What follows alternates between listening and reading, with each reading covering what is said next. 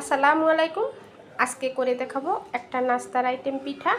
আর আপনারা 2টা ডিম 1 কাপ চিনি দিয়েই কিন্তু এই পিঠাগুলা সব বানিয়ে নিতে পারবেন।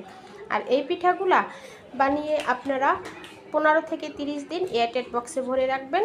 দেখবেন খেতে কতটা টেস্টি হয়। যেরকম মুসমুসে ঠিক এরকমই থাকবে। বক্সে ভরে রাখলে বিকেলে চায়ের সাথে বা বাসায় মেহমান আসলে বাচ্চাদেরকে এভাবে করে বানিয়ে দিতে পারেন। অল্প খরচে পিঠাগুলো কিন্তু খেতে হেভি টেস্ট।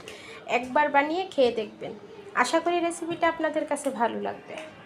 ডিম পিঠা বানাবো, তাই এখানে আমি 2টা ডিম নিয়েছি আর একটা বাটি নিয়েছি। বাটিতে ডিম 2টা প্রথমত ভেঙে নেব। ডিম 2টা ভেঙে নিয়েছি। আপনারা চাইলে যতটা বেশি বানাবেন ততটা বেশি ডিম দেবেন। এখানে আমি 1.5 কাপ চিনি নিয়েছি। ডিম আর চিনি একসাথে দিয়ে দিব। আপনারা যেরকম মিষ্টি খান ওরকম পরিমাণে দেবেন। আমি এখানে 1.5 কাপ চিনি দিয়ে দিলাম। দিয়ে এখন ডিম আর চিনিটা খুব ভালো করে এটাকে ফেটিয়ে নিতে হবে, যাতে চিনিটা খুব ভালো করে মেল্ট হয়ে যায়। ডিমটাকে খুব ভালো করে চিনির সাথে ফেটিয়ে মেল্ট করে নিয়েছি। এখানে দিয়ে দিলাম 1/2 টেবিল স্পুন লবণ। লবণটা দিয়েও খুব ভালো করে একটু ডিমের সাথে ফেটিয়ে নেব। খুব ভালো করে ফেটিয়ে নিয়েছি। এখন এখানে দিয়ে দিব ময়দা। প্রথমত আমি 1 কাপ ময়দা দেব আর 1 কাপ ময়দা নেব। আমি অল্প অল্প করে ময়দা দেব আর ডোটাকে রেডি করে নেব। একটা শক্ত পরোটার ডো যেভাবে হয় ঠিক সেভাবে করে রেডি করে নেব। আমি এখানে যতক্ষণ না একটা সুন্দর ডো রেডি হচ্ছে ততক্ষণ আমি এখানে ময়দাটা দেব। আমার এখানে 2টা ডিম আর 1.5 কাপ চিনিতে মেজারমেন্ট কাপের 3 কাপ ময়দা লেগেছে। এই কাপ দিয়ে 3 কাপ ময়দা নিয়েছি। 3 কাপ পুরোটা লাগে নাই, আর একটু ময়দা বেঁচে গেছে। এখন সুন্দর একটা শক্ত ডো রেডি হয়ে গেছে। এটাকে আমি 3টা ভাগে ভাগ করব।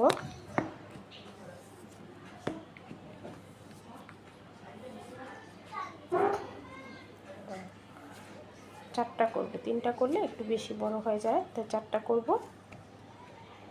এখানে আমি একটা ডো নিয়ে নিয়েছি।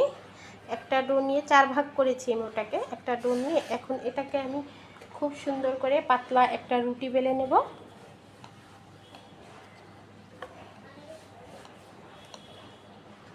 এখন এখানে একটা পিজা কাটার নিয়েছি। পিজা কাটার দিয়ে আমি সুন্দর করে লম্বা লম্বা শেপ করে কেটে নেব।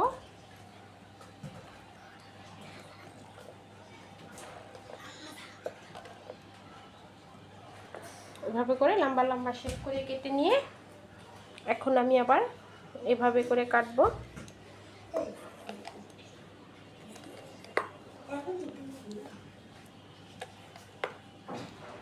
কাটলাম।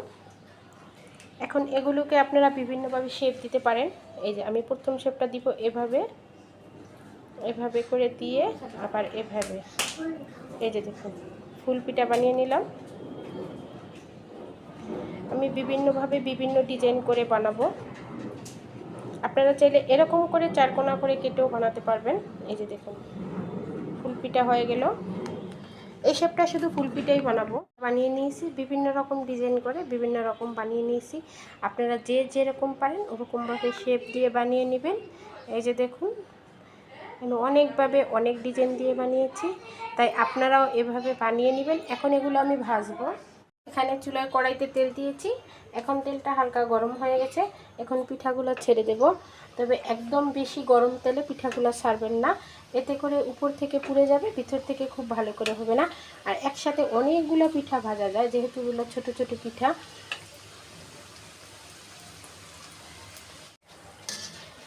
এই যে দেখুন আস্তে আস্তে সুন্দর একটা কালার চলে এসেছে। আর এখন এইভাবে করে আস্তে আস্তে ভাজলে পিঠাটা খুব সুন্দর একদম কুড়মুড়ে হবে, বুঝতে পারছেন। এখন এগুলো উঠিয়ে নিব। এভাবে করে সবগুলো পিঠাই আমি ভেজে নেব। সবগুলো পিঠা ভেজে নিয়েছি। দেখুন কতটা সুন্দর হয়েছে। আর এক এক রকম ডিজাইন দিয়েছি, আপনারা চাইলে আপনাদের পছন্দ মতো ডিজাইন দিতে পারেন। আর এই পিঠাগুলো ভেজে আপনারা একটা এয়ারটাইট বক্সে ভরে রাখবেন। 15 থেকে 30 দিন এই পিঠাগুলো খুব ভালো থাকে। আর এভাবে করে বানিয়ে অনেক দিন খেতে পারবেন। বিকেলে চায়ের সাথে পরিবেশন করবেন, বাচ্চাদেরকে খেতে দিবেন, দেখবেন বাচ্চারা খুব পছন্দ করে খাবে। আমার ছেলেমেয়েরা তো ভাজার আগেই অনেকটা খেয়ে নিয়েছে। একদিক থেকে ভেজেছি, আরেক দিক থেকে ওরা খেয়েছে। এই যে দেখুন পিঠাগুলো আশা করি আজকের রেসিপিটা আপনাদের ভালো লাগবে। ভালো লাগলে লাইক কমেন্ট এবং বেশি বেশি করে শেয়ার করবেন, আর আমার চ্যানেলটা ফলো দিতে ভুলবেন না। আজকে এই পর্যন্তই। সবাই ভালো থাকবেন, সুস্থ থাকবেন। আল্লাহ হাফেজ।